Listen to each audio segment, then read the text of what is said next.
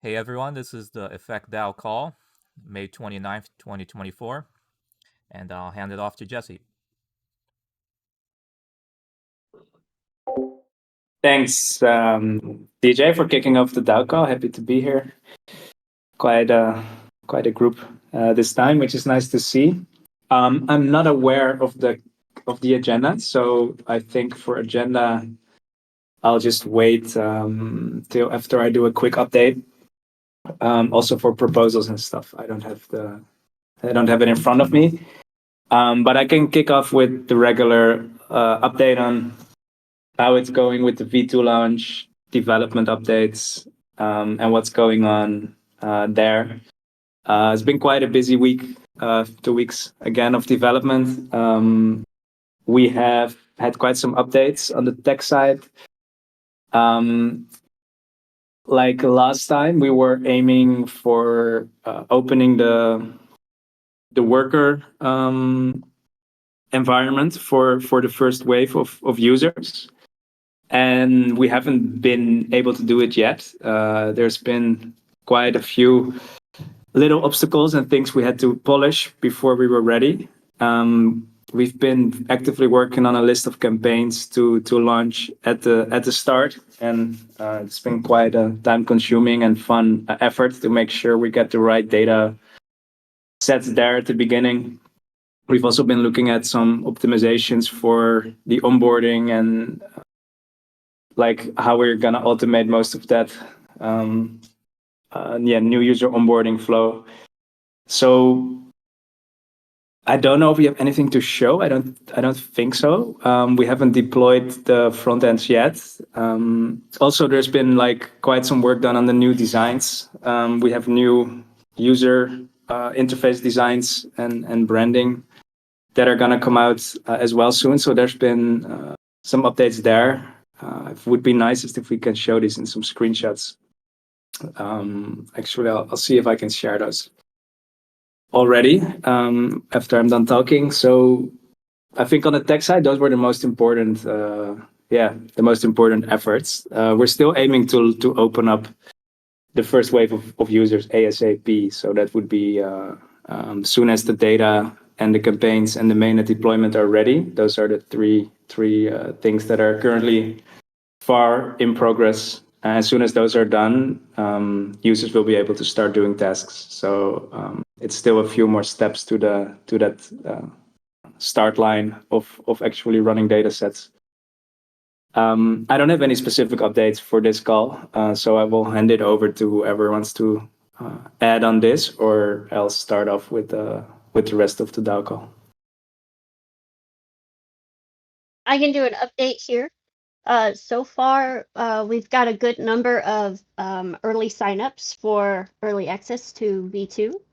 And today, the team and I were working on our overall marketing campaign, and we'll be finalizing the entire thing over like the next week or so. So you guys can expect to see, marketing amp up closer and closer to launch with tech updates, more than just the GitHub update channel here in the server. We'll start highlighting more of this soon. We're finalizing this stuff, and of course, we'll be sharing more screenshots along the way, updates and features and things to the lead up. So don't think that we're skimping on any of that stuff. That's all I want to update.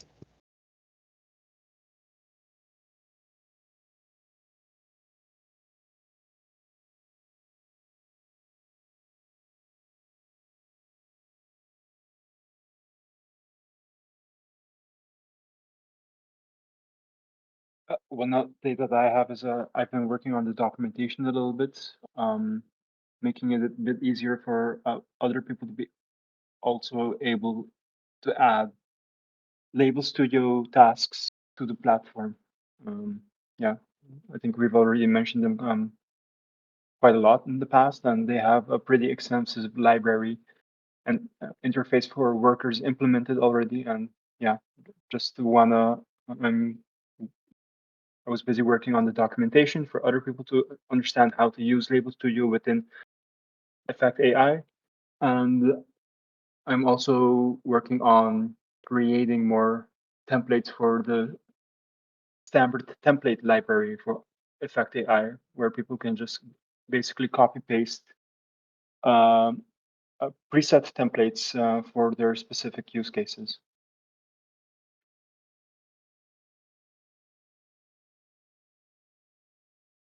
Perfect. Yeah, I think tech-wise, like Jesse already mentioned, we've just been going steadily, ironing out some bugs on the SDK side.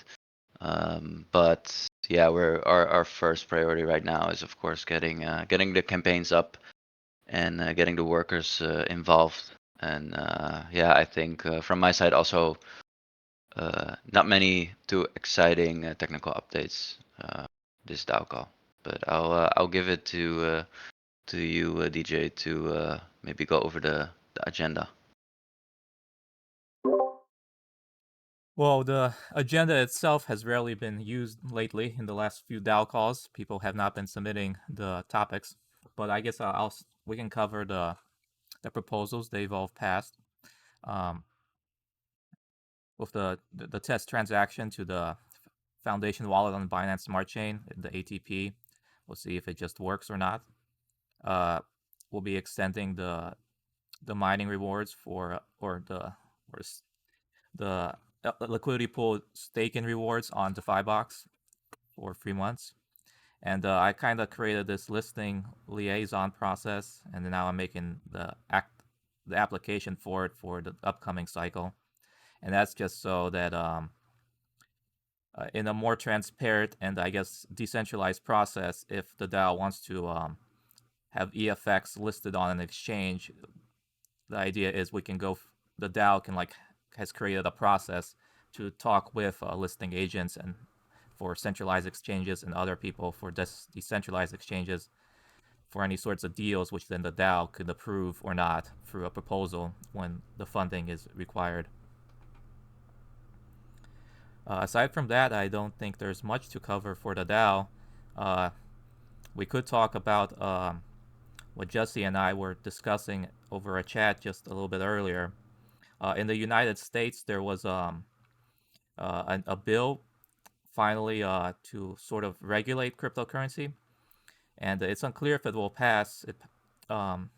Since the Biden administration said it's going to veto it in its current form, but it kind of revealed something that's kind of a trend, and it shows that there is a very big interest in kind of evaluating cryptocurrency projects in how decentralized they were, and also if they had DAOs that were part of the decision-making process. And so something Jesse and I were talking about was how to make it, basically how can we maximize the decentralized aspects of Effect AI regarding the DAO and other things. So do you want to talk some more about that, Jesse? Sure, yeah. I think it's a pretty interesting topic. So the decentralization is it's very important, and I find it a really interesting topic. I think one of the greatest things going for Effect is its decentralized aspect, and it's very like being a project that's been around this long and like having a mature DAO that's been quite stably operating for a long time. It's a great thing going for us, and I can see there is a lot of from the political sides, but also from exchanges and different like entities in the crypto space. The value for this decentralized organizational structure is getting more like important and rewarded. So I would like to. I think the way we've set it up, it's been set up like more than 2 years ago, I think, the DAO, or even longer than that, maybe 3 or 4, like it's quite an old DAO in 2001 January. 3 years. Yeah. So it's quite a it's been quite a long ride. So it's good, I think, to create a solid overview of the status of decentralization. We started out with small steps, and we've increased the decentralized aspect of Effect DAO quite significantly over time, like with ATPs and the new permission structure we've put in place like a year ago or a bit less. There's been an increased like power that the DAO has with like basically posting proposals and approval by the High Guard. We are able to do a lot of actions as a decentralized entity. And I think we're ready to take like a next step to decentralization, especially as this is a topic that's kind of important right now, looking at the political agendas and what even exchanges are looking at these days. It's something that's really valuable to have.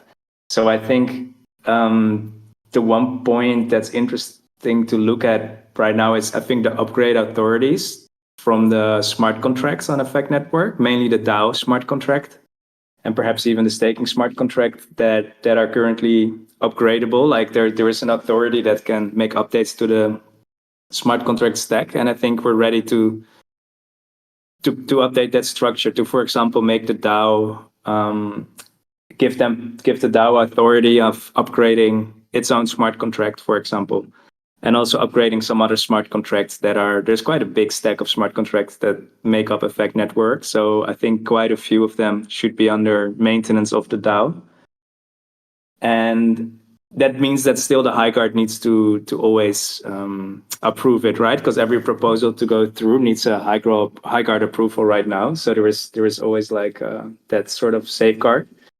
But if we would, I think it should start with making a map. I've already drafted this a while back, but to have like a map of the smart contracts and their permission levels, and then to set up basically an upgraded authority where the Effect DAO will be able to do code updates to these smart contracts. And there's a few things to think about, like some contracts are like in active development. They need frequent updates, like Effect Force, the upcoming version. So it doesn't really make sense because the DAO needs these 2-week cycles to do updates. So I think we need to make sort of the collection of smart contracts that we want to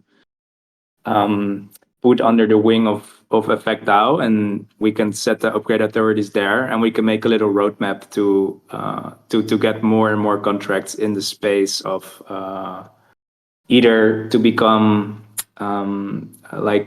immutable, so they can never be updated, or to become only mutable by Effect DAO proposals. And yeah, that's that discussion we and DJ were having also in the light of the legislation and the updates there. So this is something I will be writing down as well, so we can take a look at closer and make some better decisions. But it's also a nice discussion to have. I think the DAO is ready to. ATPs have been working well. We haven't had any security incidents. Like the funds within the DAO and the ATPs being executed keep increasing in value and complexity. So I think this is a proper next step to empower the DAO even more. Alongside with that, where you talked about how they're looking into projects, how decentralized they are, we also need to keep that theme going with Effect Force. We do need some decentralization in as far as the decisions for like banning worker accounts or banning requester accounts. And that validation part, I think, if you look at, the problems that like Uber and Lyft and places are having, where they're trying to unionize and, they want better worker protections and perks and stuff. I think what's seeing firsthand the mistreatment of workers on centralized platforms like Amazon, it's really cool that we're decentralized. First of all, anybody can work and do tasks, but also we need to go further than that and make it to where just one entity can't ban you from the platform. There has to be a decentralized method as far as how handling worker accounts and requester accounts accessing the platform.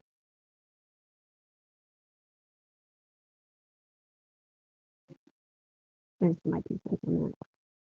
Yeah, on Effect Force, it's also very interesting. There's a lot we can do there. I think we could start with like having a qualification or like a role on the platform of the moderation team, the people that will like check some work quality and make sure that workers aren't scamming, like the I guess not the master workers, but more like the moderation team. I think that will be a special role.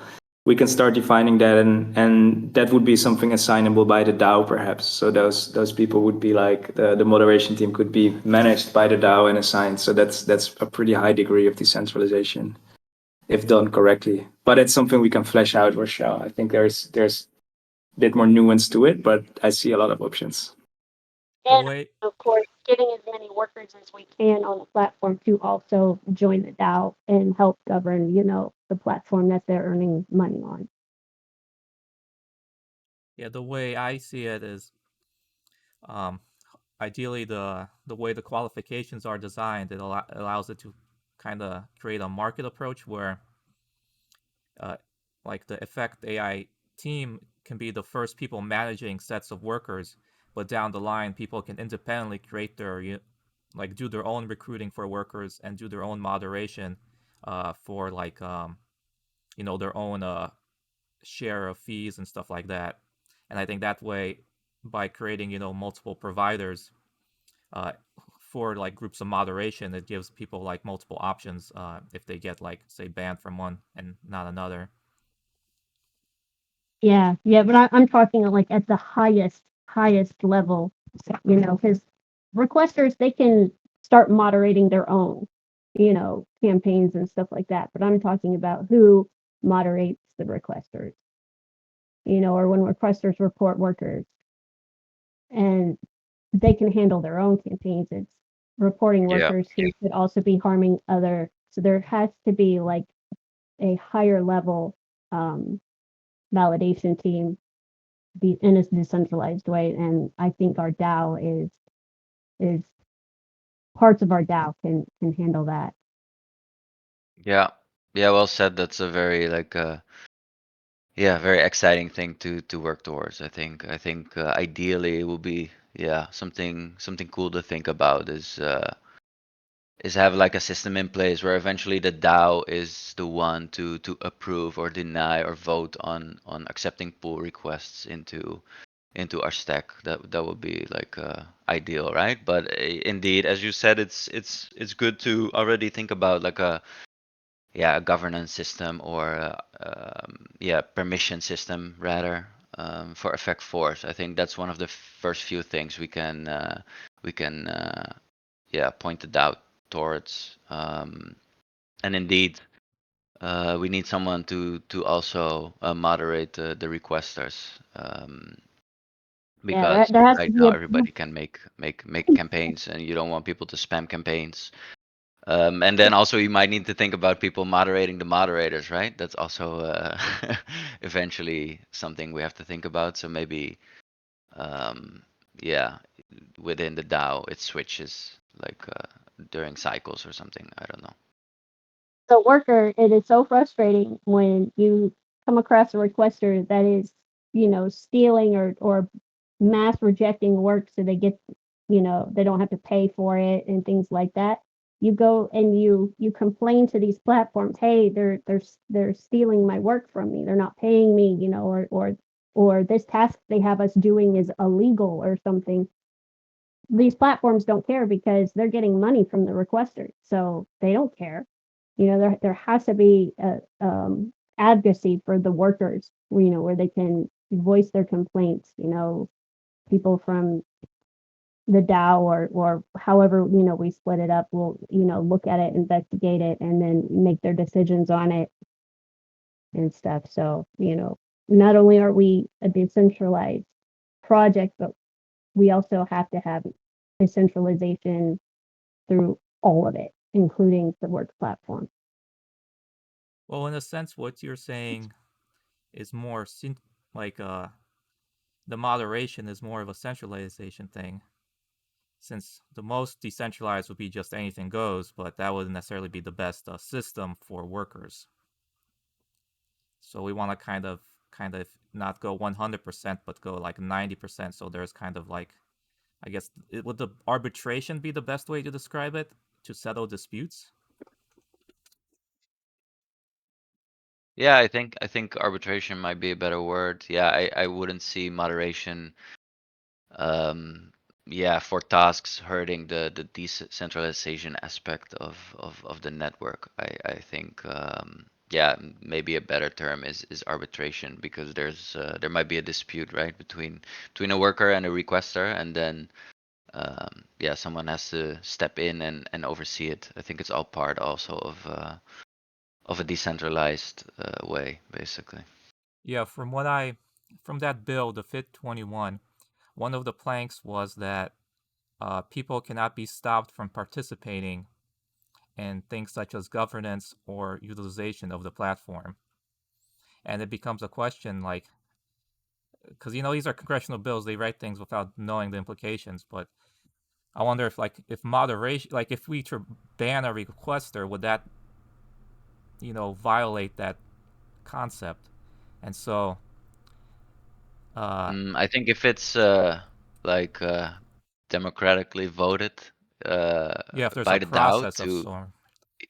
yeah, to have that functionality, then I think it still fits the bill, right? We as the DAO yeah, want that kind of functionality. So yeah, in my eyes, it still fits the bill. But yeah, it's a good thing you bring up. I think it's interesting. Yeah, whatever process we implement, it's definitely something. I mean, as you said, who moderates the moderator? I mean, there's a limit to how much we can do, and it would just be the DAO votes on it. But even the DAO voting, obviously, at the current level, it's like very stacked. Like I think 5 people alone could do a majority. Of course, this will change down the line as things grow. But Yeah. the other thing to note is in the bill, there's actually a very distinct separation between people called the issuers and affiliated persons, and then I guess like everyone else. So like for example, you like all 4 of you, like it said that you collectively, anyone who was part of the foundation that issued the token cannot own more than 20% of the token and the vote share. And so that's something else that was pretty interesting to me because for me, like for example, me and the other DAO members, we kind of arrived to our position independently. We never worked for the foundation, so that's also like one of the parameters they judge for decentralization. So even if it's like just a few of us, technically we're actually still decentralized because I'm just like some random guy who bought EFX a lot. But yeah, it's unclear if that will be like the final version of the bill. So like in general, it's just the more decentralization, the better. But also we need a good process in place to make sure workers are not, being compelled to do things that are illegal. Yeah, like think about a requester that puts up child pornography images for categorization. Well, it also becomes a question, like for example, um, the Leon had a scandal where basically they scraped the whole web, and because they scraped like billions of images, there's like something illegal in there too. And if a worker is inadvertently shown an image like that, I wouldn't necessarily want to say that anyone is at fault there. Um, Rather, that image needs to be reported to the police and stuff like that. But yeah, some may be actively malicious, trying to harm workers or something, and that definitely needs to be a behavior that can be punished. Like I would think, like the biggest risk for workers would be false requesters who kind of create like phishing websites, and they're like, "Hey, look at this," and then workers not knowing any better, give some credentials away, and then they get hacked and something like that. That would be my biggest fear for workers, to be manipulated in that way.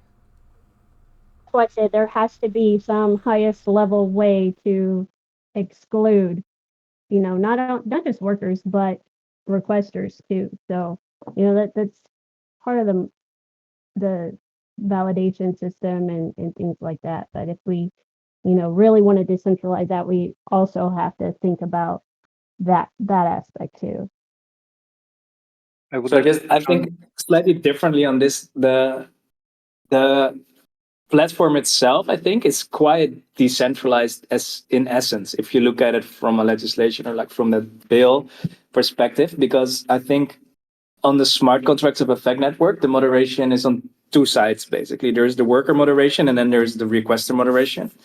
If you look at the requester moderation, I think that part boils down to actually front end, like filtering. So we would have like, there can be multiple user interfaces on top of Effect Network. It's all open source. There is a protocol that's well defined, that's working. So the interface users will use to work on the platform, or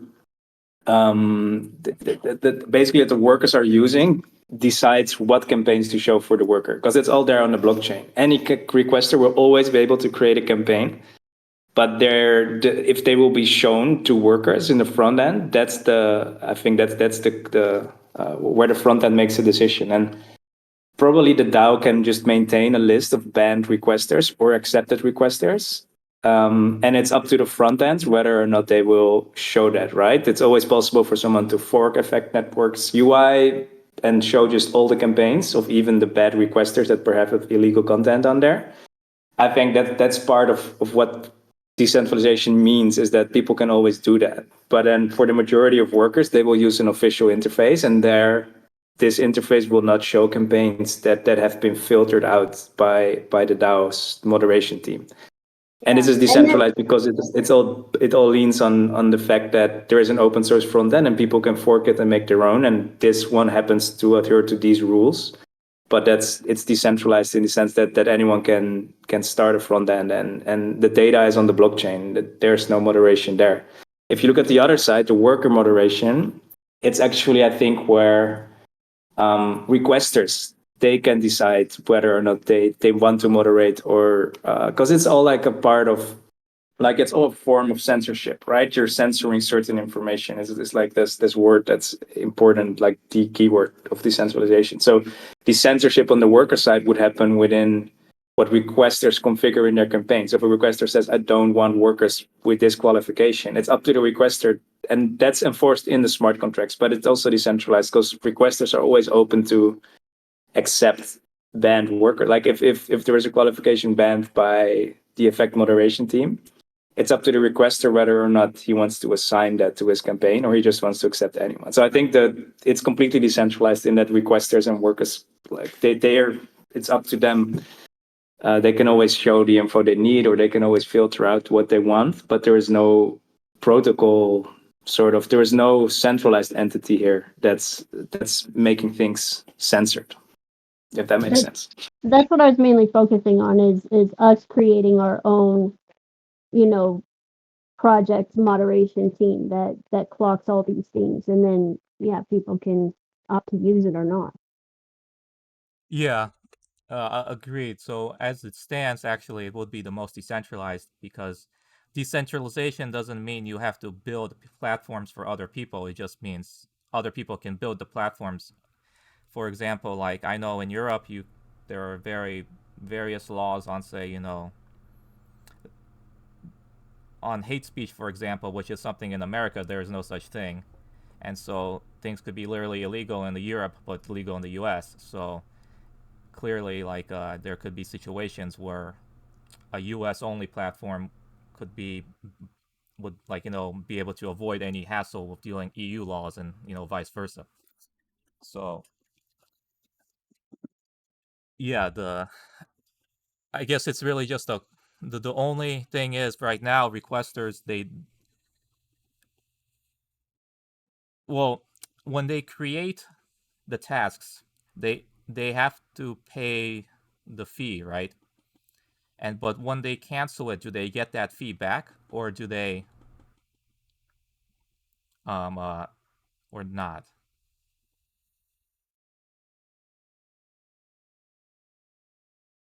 No, I don't think Sorry, they you get were it cutting back. out a bit. Oh, David can answer. Go ahead, David. Yeah, I'm pretty sure when you create a campaign, you make a transaction, and EFX gets deposited and then into escrow, and you're not able to claim it back as a requester. Unless you cancel the campaign, then you would get it back, I think. But when you cancel Oh, it, okay. the 10% you get it back as well, right? Because that's on a by worker, right? No, you don't get back the fee. The network fee is paid to the DAO already. So canceling a campaign does have a fee of the network fee. Okay, Yeah. well then that's good, because then there is a punishment for making too many like fake campaigns and things like that. Yeah. Yeah. I would like to touch on 2 points. Jesse, you mentioned that the upgrade authority would be then transferred to the DAO. Would the High Guard still have authority to cancel if the DAO chooses to upgrade a certain contract? And also, the other point that I wanted to bring up was starting the cycles every 2 weeks. I think right now it still hinges on you at the moment, and that's also like a point of contention where it feels very centralized at the moment. And what's a process that we can implement to decentralize that aspect of the DAO?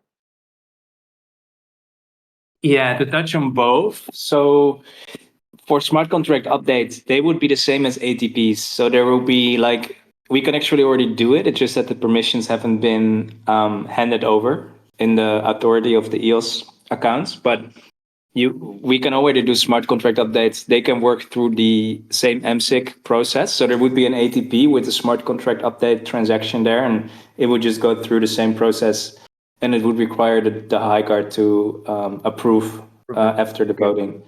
Or if they don't approve, then it can still be stopped, the update.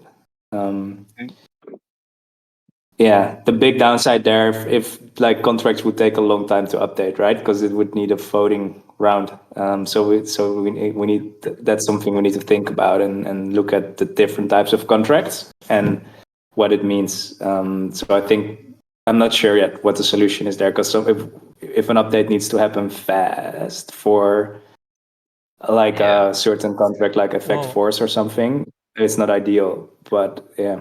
in the bill, Yeah, I it think. just states that Go no ahead. one has unilateral power. And that's also something that was kind of unclear, because it seems like you could have like a group of people be able to do it like right away, but it just has to be like a group of independent people. Yeah. But then it makes it quite dangerous, right? Because what if there's like some kind of security issue or whatever, you want to hotfix it like right away? Um, Yeah, so I guess Yeah, we might want to give high guard power as well to upgrade at any time. I think the first step, That was I think, to satisfy the bill, which we don't know if that's going to be the final version or not, just having the high guard being able to confirm the changes would be enough, because the high guard themselves are elected by the DAO.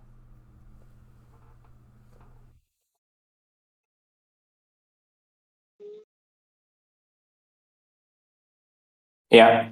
right. Yeah. Yeah, that makes sense. Yeah. And Yeah, good then, point. yeah, you might also want to think about like unanimous like support or whatever, because if it's like a very important update, then there could be one like rogue member in the high guard, basically. Yeah. Ruining a lot of things, right? So that's something I think to think about. Once you give that kind of power to, yeah, to Well, fit the if bill, basically. I think if a single high guard doesn't want to do the update, there can be a campaign to. Well, Alan says this is the USA regulations. That's true, but I think they're just kind of representative of other regulations throughout the world, in the idea that basically, in regards to cryptocurrency, the regulation will want to encourage decentralization and encourage using DAOs. Um, I guess, and like basically, from what I understand, what they see the most issue with is when, like, those meme coins, like, that get rug pulled, is like where like a few group of people own 90% of the token, right? And that's the thing that they find issue with. So like they're like, it's like they're creating this concept of a decentralization test that they want to like have, and they haven't really nailed down the details, but that's where I think it's going, like from my analysis. That's where like regulation environment is going, like some sort of test that evaluates whether you're decentralized. And in regards to USA, that means if you're sufficiently decentralized, you become a commodity. And Bitcoin is like shown as the prime example of a decentralized digital currency. And then if you're not sufficiently decentralized, you are considered a security. And in the past like 8 years or whatever, with USA, it's really lagged behind because it still has like 1930 securities laws that completely are incapable of providing a useful process for digital currencies. And so there's a desire to update that, but the US always takes forever to do anything. So but I think the general idea is something to aspire for, even like regardless of regularization. Being in the crypto space, more decentralization and is always a good thing in my opinion.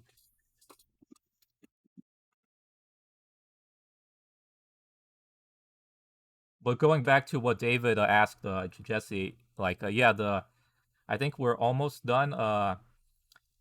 Because I know we can push the cycle forward. Always like I can do that from the guide, but I don't know how to distribute the fees from the cycle.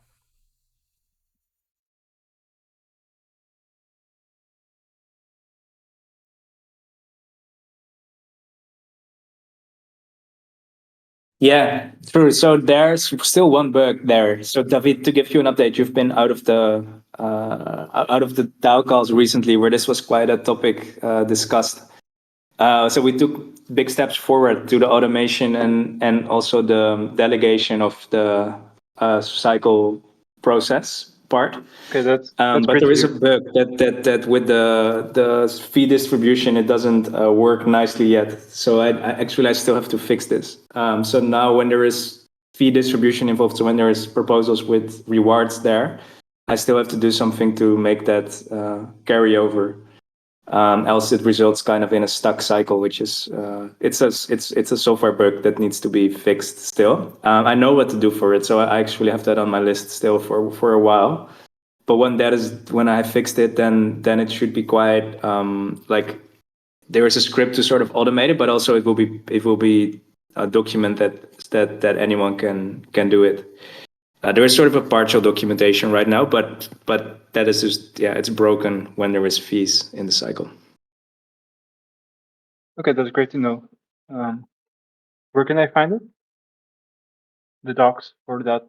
The old docs, docs.effect.ai. Oh, is that the old docs? Yeah, right. No, Not that's a anymore. new docs. That's the new docs. I mean, docs.effect. We have like so many docs. Yeah. Docs.effect.network. Yeah, found it. Yeah, Thanks. that's also a thing that we're gonna look to squash in the coming weeks, is to basically create one source of truth for the documentation. That doesn't mean everything will be in the same exact place. For example, like a worker documentation, or this kind of DAO documentation might not be under the documentation for the SDK, but at least we'll have it in one place on the website, like on a logical place where you can easily find it. Yeah, I like this new docs, docs.effect.ai. I wonder if we can just put everything there because it looks slick and it's nice. The software stack is nice to add stuff, but it's kind of tied right now to the SDK. But maybe Yeah, if we actually move stuff over like general documentation. Anyways, we had the discussion before. You can see yeah. So that's we still haven't something we have decided yet. to Yeah. decide, but definitely technically possible, of course. But still point to hash out, I guess. Going back to the decentralization topic, that what we've all discussed applies to the EOS blockchain, but it gets very tricky because we're going cross blockchain, right, to Solana. So in that regards, the only real thing you can do is just have a vote and kind of confidence and you implementing it, which has been going so far with like for example when Lawrence created this proposal to create the bridge, right?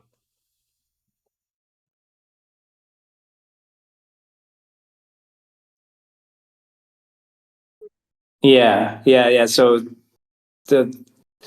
I think the proposal is to acknowledge the official, like if the bridge is made, because the token already exists on Solana and stuff. It's just that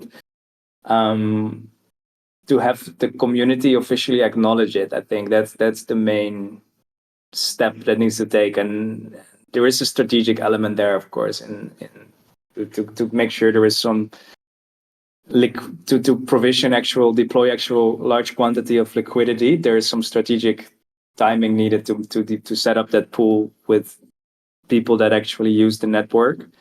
And I think that's the DAO sort of decides, all right, we're officially supporting the token, and at that point we should kind of deploy the liquidity, and it's all kind of just also a social contract where the DAO decides to acknowledge the token on a different chain as the bridge is more like we're using two bridges, the P networks one and then the wormhole one.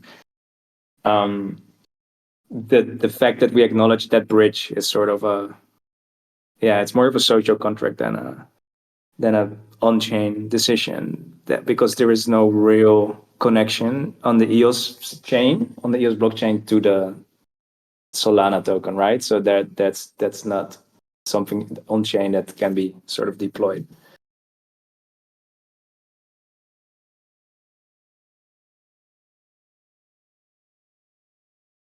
If that's what you meant, but it's still a like acknowledging that token. So accepting that token is still, it's a decentralized concept. And if the DAO says the majority of DAO respects this Solana token and accepts it, and as soon as you talk with exchanges and you start listing, for example, the Solana token, you would want to have the majority of the community officially acknowledge that token as being official. Else you're trading. Else the exchanges would be accepting like air, right? So it's very important to have the official signal of community as a whole that this is the official token that we acknowledge for the effect network. So I think that's what the proposals are for in that essence. And I think that part is decentralized in the aspect that the decision made to acknowledge it was done through a voting on the DAO. So I think that it's still decentralized to a degree when you look at it objectively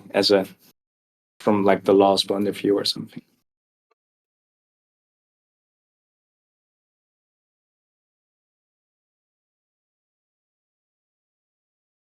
Yeah, the only question is the token contract itself.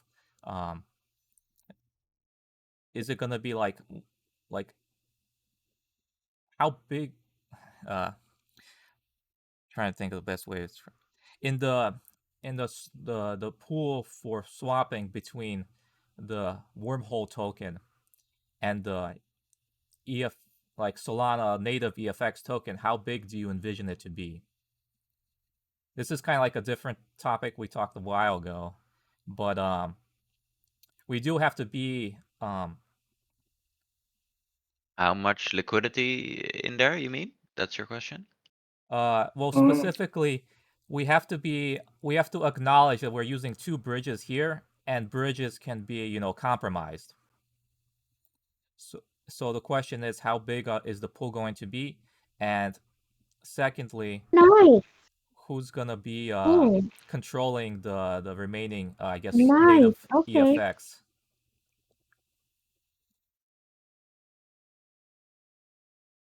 Cool. Yeah, I get what Right. you mean, DJ. I think it's a good. Oh, Absolutely. Rochelle, you're still on. I don't know if you hear us, but you're still on your mic.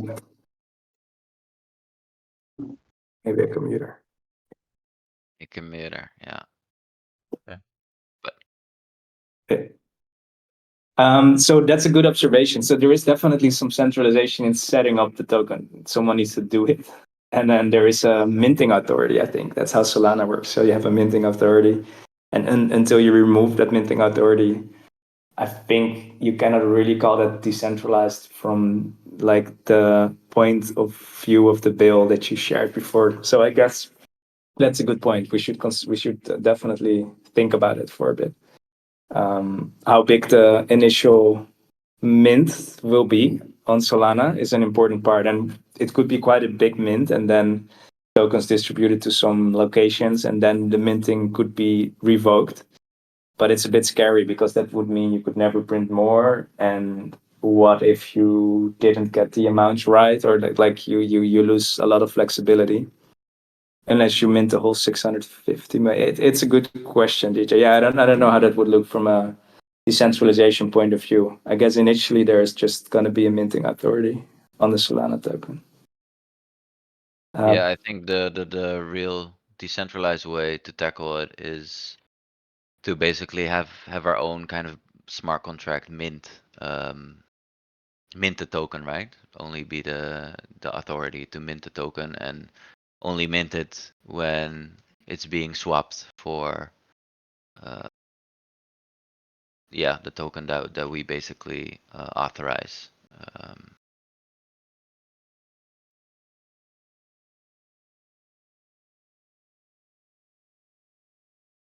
And if we have that smart contract controlled by the DAO, I guess that fits the bill of decentralization. But yeah, if we have the minting authority, if that's us, the foundation or whatever, then yeah, then that might be a little bit problematic. Yeah. Well, the only problematic thing I would see is, let's say the case is that wormhole, there is a bug and you can print unlimited, wormhole EFX, right? We don't necessarily want that to just completely kill, native Solana EFX, right? So whatever minting authority we create, I wonder if, or rather, I suggest that they should also have some sort of safeguards. Because this is just the reality of having bridges. They're kind of out of our control, these types of things. But what the safeguards can be within our control.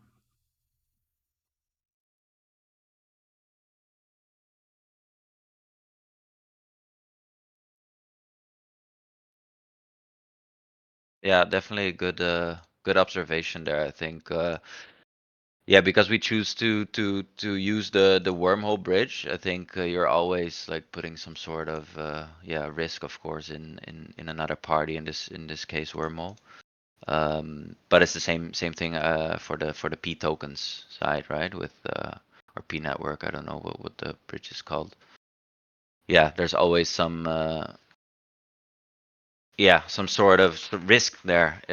I would say, if you choose to use those kind of bridges, I guess you're right.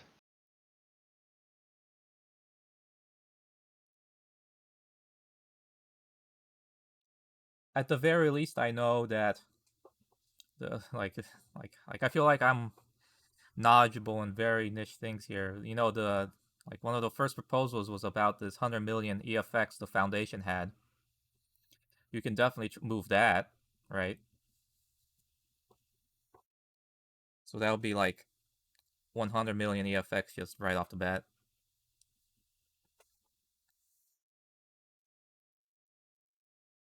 Yeah, we could make that happen, I think. Yeah, it's a good point. In the end, we are trusting the bridges, right? So that's something I think we just have to do. We're not in a position to make our own bridges, and if you look historically, making your own bridges is often ending badly. So Yeah. I think it's indeed a risk we have to take. We've done it with B tokens. B tokens has also been hacked before, but luckily not our part of B tokens. So I think that's mere luck because the other projects did get hacked, and it's that's the risk you take doing this. Wormhole has also been hacked, I think multiple times, but one time really big. Yeah. And Yeah. I guess that maybe it's of course it's a reality check that can happen, and I'm hopeful that it's also a sign of some maturity where that they increase security, but you can never be sure. It can always happen. Yeah. Yeah, agreed. I think well, it's an interesting discussion, of course, and it's good to have it in the back of your head. But I think as Jesse said, it's kind of a luxury we don't really have right now, right? Like building our own bridge, and indeed, that comes with a whole nother set of issues and problems and audits you would have to do. And I think choosing in this case, wormhole for our Solana bridge is definitely the safest option. But yeah, there's always risks that you're taking with everything, right? Yeah, the only idea I had was by the liquidity pool for the wormhole EFX and the Solana native EFX. In the first few months, it can start off as being really, really big so that people can transfer with little fees. But then after, say, 6 months, the actual amount in there can be reduced. Because it's kind of like, I don't know if you remember, but when there is a very big like shift in like acknowledgement of people like discovered effect AI on Twitter, there is a big massive migration of EOS EFX to Binance Smart Chain. Like I think like 20 to 30, maybe 40 million EFX. But then after that, it's pretty much trickled down. Like you don't see very much movement anymore. And so I feel like that could be the same case with any migration that people want to do to Solana. In the first few months of the bridge, it will be very, very, because I know a lot of people, even in the Discord community, are people from Solana who kind of went out of their way to purchase EFX on Binance Smart Chain, right? So they probably very likely want to move it all to Solana once they have the chance. And so maybe in the first few months, it'll be good to have it very, big pool. And then later on, you can just decrease the size. And so this way, if like 2 years from now there's like some big hack of wormhole or P network, whatever, and there's like unlimited tokens, they only clear out what's in the conversion pool. They don't clear out like the whole thing. That's like my idea, like of one potential safeguard. Yeah, I think that's definitely a good idea. I think, yeah, in general, you always want to have the minimum amount that you need, right, in the liquidity pools. But the question, of course, is how much is that? You don't want to have an amount in there that's basically doing nothing, right? That's useless. So it's always a tricky part of setting up a pool is to how much liquidity you provide. And yeah, that's something we were also struggling with, that question. But yeah, what you're proposing is definitely interesting, is a good way to go. I think Jesse left. He had to run. I also have to leave in about 5 minutes, by the way. So might be good to wrap it up if nobody has any other points for discussion.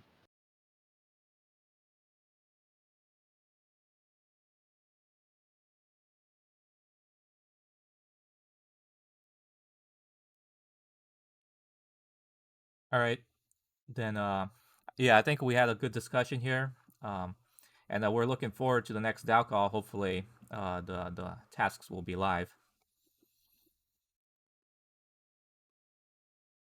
Yeah, we've been saying it for a couple of weeks now, but yeah, we're still grinding on it every single day, trying to push it. So no promises this time, but we're definitely that's our number one priority. Yeah. All right, then. Bye, everyone. Thank you, everyone. Have a good one. Bye bye.